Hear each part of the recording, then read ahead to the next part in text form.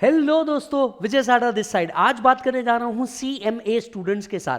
CMA students के बारे में मैं आपको एक बात बता दूं कि अभी इनका जो सिलेबस है ये न्यू सिलेबस आ रहा है। देखिए, दो सिलेबस थे। एक था 2016 का सिलेबस जो अब खत्म किया जा रहा है इंस्टीट्यूट द्वारा, और न्यू सिलेबस को लॉन्च किया जा रहा है। आई एम श्योर आप इस बारे में अपडेटेड होंगे। मैं मेरे सब्जेक्ट और इस कोर्स से रिलेटेड एक लिटिल गाइडेंस आपको देखने आया हूं, तो उम्मीद करता हूं आप ये वीडियो को देखेंगे और अपने सारे दोस्तों के साथ शेयर करेंगे। तो चलिए सबसे पहले बात करता हूं कि सीएमए कोर्सेज के अंदर में चेंज आ रहा है। 2022 का न्यू सिलेबस लॉन्च किया जा रहा है और 2016 के सिलेबस को वेप आउट किया जा रहा है। अब यहां पे दो बातें होंगी। ये जो न्यू सिलेबस लॉन्च किया जा रहा है, ये लॉन्च किया जा रहा है 1 अगस्त से। दैट मींस 1 अगस्त के बाद जो भी बच्चा रजिस्टर कर रहा है ये न्यू सिलेबस के अंदर में जाएगा। ध्यान से सुनिएगा, 1 अगस्त के बाद जो भी बच्चा रजिस्टर कर रहा है, दैट इज 1 अगस्त 2022। इसके बाद अगर कोई भी बच्चा रजिस्टर करता है तो ये जाएगा न्यू सिलेबस, दैट इज 2022 के अंदर में। और इसके पहले अगर किसी भी बच्चे ने रजिस्टर किया है तो ये जाएगा आपके ओल्ड सिलेबस के अंदर में, 2016 वाले सिलेबस के अंदर में।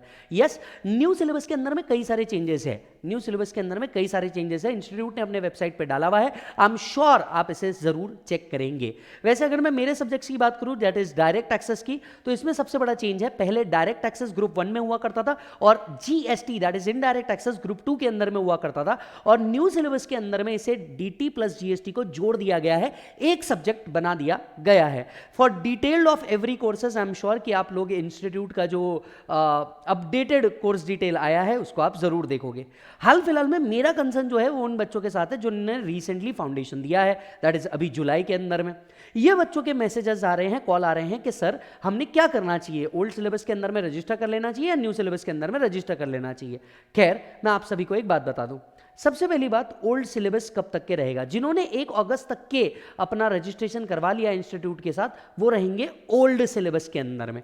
एंड ओल्ड सिलेबस वालों के लिए एग्जाम की लास्ट डेट जो बन रही है, एज ऑफ नाउ जितनी इंफॉर्मेशन अवेलेबल है, वो दिसंबर 2023। दिसंबर 2023 लास्ट अटेम्प्ट है 2016 वाले अटेम्प्ट के लिए। 2016 वाले अटेम्प्ट के लिए दिसंबर 2023 लास्ट एग्जाम है। हालांकि इंस्टीट्यूट का ऐसा हमेशा से रहा है, चाहे वो कोई भी इंस्टीट्यूट हो, कि जब भी लास्ट अटेम्प्ट के बारे में बताते हैं किसी भी सिलेबस को फेड आउट करते हुए, हो सकता है वो एक आध अटेम्प्ट आपको एक्स्ट्रा दे दे। मतलब जून 24 बहुत हो गया तो जून 24 वो आपको दे देंगे, बट जून 24 के बियॉन्ड वो आपको ओल्ड सिलेबस कंटिन्यू नहीं करने देंगे, ऐसा मुझे लगता है। राइट।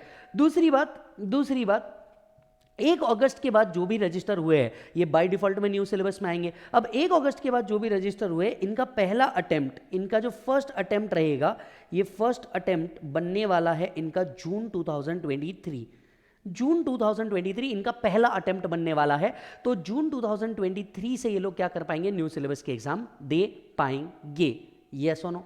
यानी क्या मैं कह सकता हूं कि जून 2023 के अंदर का जो अटेम्प्ट होगा, इसमें एक्चुअली दो तरीके के स्टूडेंट होंगे। एक जो ओल्ड सिलेबस 2016 वाले आ रहे होंगे, और दूसरे जो न्यू सिलेबस होंगे 2022 वाले, वो भी इसके अंदर में आ रहे होंगे। अब एक सवाल बच्चे जो पूछ रहे हैं कि सर मैंने ओल्ड सिलेबस के अंदर में होना चाहिए या न्यू सिलेबस के अंदर में होना चाहिए। देखिए, डिपेंड कीजिए। राइट। पहला, जिन बच्चों ने अभी सीएमए फाउंडेशन का एग्जाम दिया है रिसेंटली जुलाई के अंदर में, जो रिसेंटली जुलाई के अंदर में सीएमए फाउंडेशन का एग्जाम दिया है, अगर 31 जुलाई से पहले आपका रिजल्ट आ जाता है और आपको ऑप्शन मिलता है रजिस्ट्रेशन करने का, सो इट्स बेटर कि आप ओल्ड सिलेबस के अंदर में चले जाइए।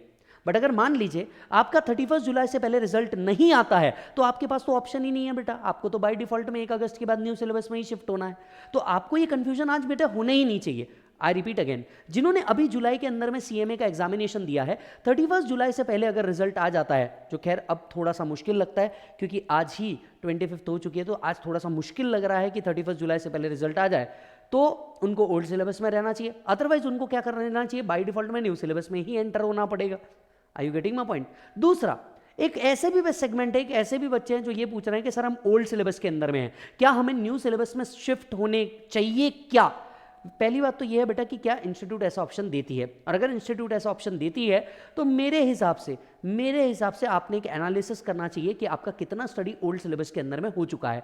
मान लीजिए आपने भरपूर स्टडी ओल्ड सिलेबस के अंदर में कर लिया, या हो सकता है आपने एक आध अटेम्प्ट भी दे दिया हो, मतलब आपका ओल्ड सिलेबस के हिसाब से आपका पूरा स्टडी हो चुका है, तो मैं ये कहूंगा कि एटलीस्ट जिस लेवल पे भी आप हैं, फाउंडेशन, इंटर या फाइनल, वो आप ओल्ड सिलेबस के हिसाब से ही क्या कर लीजिए, कंटिन्यू कर लीजिए।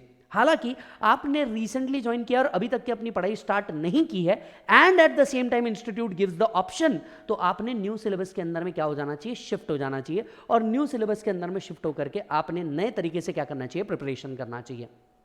यस, नए तरीके से क्या करना चाहिए, प्रिपरेशन करना चाहिए। Now and at this point of time बच्चों ने क्या कर रहे हैं, वेट कर रहे हैं। जो फाउंडेशन वाले बच्चे हैं वो वेट कर रहे हैं अपने रिजल्ट्स का, वेट कीजिए और आपके न्यू सिलेबस के अंदर में एंट्री लगा लीजिए। अब इसमें बहुत एक इंपॉर्टेंट पॉइंट जो बच्चे मेरे से पूछ रहे हैं वो ये है कि क्या सर हमने क्लास ज्वाइन करनी चाहिए या क्लासेस ज्वाइन नहीं करनी चाहिए। वैसे मैं आपको बता दूं बेटा, इस ओल्ड सिलेबस और न्यू सिलेबस पे एक्चुअल टॉपिक्स को लेकर के अभी भी क्लैरिटी आनी बाकी है, क्योंकि ये डिटेल्ड टॉपिक वाइज डिस्कशन ये अभी आना बाकी है। हालांकि अगर देखा जाए हर सब्जेक्ट्स के अंदर में मोटे मोटे तौर पे कुछ टॉपिक ऐसे हैं जो हटने नहीं वाले। अब जैसे मैं टैक्स की बात करूं तो basic, agriculture, residentials, heads of income, मुझे नहीं लगता ये बदलने जा सकते हैं। ठीक लाइकवाइज कॉस्टिंग के अंदर में marginal costing, standard costing, budget, budgetaries, ये शायद चेंज नहीं होने वाले। अकाउंट्स के अंदर में अकाउंट्स के बेसिक और लॉ चेंज नहीं होने वाले। तो मैं आपसे ये कहूँगा कि आप जब भी कोई क्लास ज्वाइन कर रहे हैं पहले वेट कीजिए, सिलेबस पे क्लैरिटी आने दीजिए और उसके बाद आप ज्वाइन कर सकते हैं। हालांकि जो ओल्ड सिलेबस के अंदर में 2016 वाले, इनका तो ऑलरेडी बैचेस हो चुके हैं, तो इन्होंने बिल्कुल टाइम वेस्ट न करते हुए अपने बैचेस को क्या कर लेना चाहिए, ज्वाइन कर लेना चाहिए। मान लीजिए अगर ये आगे चल के कन्वर्ट होते हैं न्यू सिलेबस में, तो मेरे हिसाब से ऑलमोस्ट हर टीचर ये ऑप्शन जरूर देगा कि वो जो एडिशनल टॉपिक्स है वो आपको फ्री में प्रोवाइड कर दिया जाए या एक मिनिमम कॉस्ट पे क्या कर दिया जाए, प्रोवाइड कर दिया जाए। तो वो किया जा सकता है, राइट। सो अगर आप ओल्ड सिलेबस के अंदर में हैं और ओल्ड सिलेबस में ही कंटिन्यू करेंगे तो साहब ध्यान से सुनिए, एक आप ओल्ड सिलेबस के अंदर में हैं और ओल्ड सिलेबस को ही आप क्या करेंगे, कंटिन्यू करेंगे, तो आप स्ट्रेट अवे क्या कर लीजिए, क्लास ज्वाइन कर लीजिए। इसमें आपको वेट करने का कोई काम नहीं, सीधा सीधा ऑप्शन। दूसरा, अगर आप ओल्ड सिलेबस में हैं और न्यू में जाना चाहेंगे, ओल्ड सिलेबस है और ऑप्शन मिल जाता है आप न्यू में जाना चाहेंगे, ऐसे केसेस के अंदर में मेरे को लगता है एटलीस्ट आपने क्या करना चाहिए, वेट करना चाहिए। या फिर अगर आपको लगता है कि टाइम बहुत क्रूशियल है, अपन ने ऐसा नहीं करना चाहिए, तो आप एक काम कीजिए, आप क्लास ज्वाइन कर लीजिए, प्लस आस्क द टीचर, जो भी रिस्पेक्टिव फैकल्टी की आप क्लासेस ले रहे हैं, आस्क द टीचर कि सर अगर मैं इसमें न्यू कन्वर्ट होता हूं तो जो एडिशनल टॉपिक आएंगे, ये टॉपिक आप क्या मेरे को प्रोवाइड कर देंगे क्या। And almost every teacher will be ready कि आपको ये प्रोवाइड कर दिया जाए।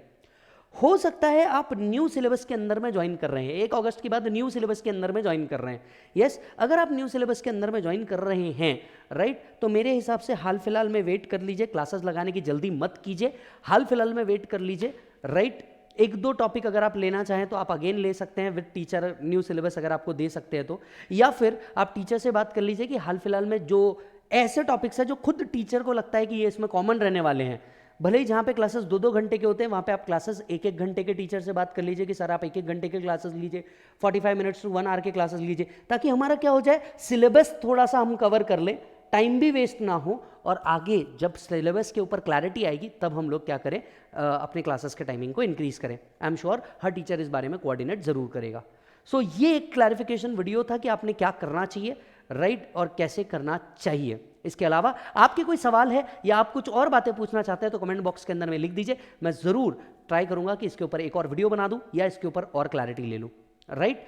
Thank you so much. अगर आप मेरी टीम से भी बात करना चाहते हैं लेक्चर को लेकर के या सिलेबस को लेकर के या किसी और पॉइंट पे आप डिस्कशन करना चाहते हैं, प्लीज़ फील फ्री।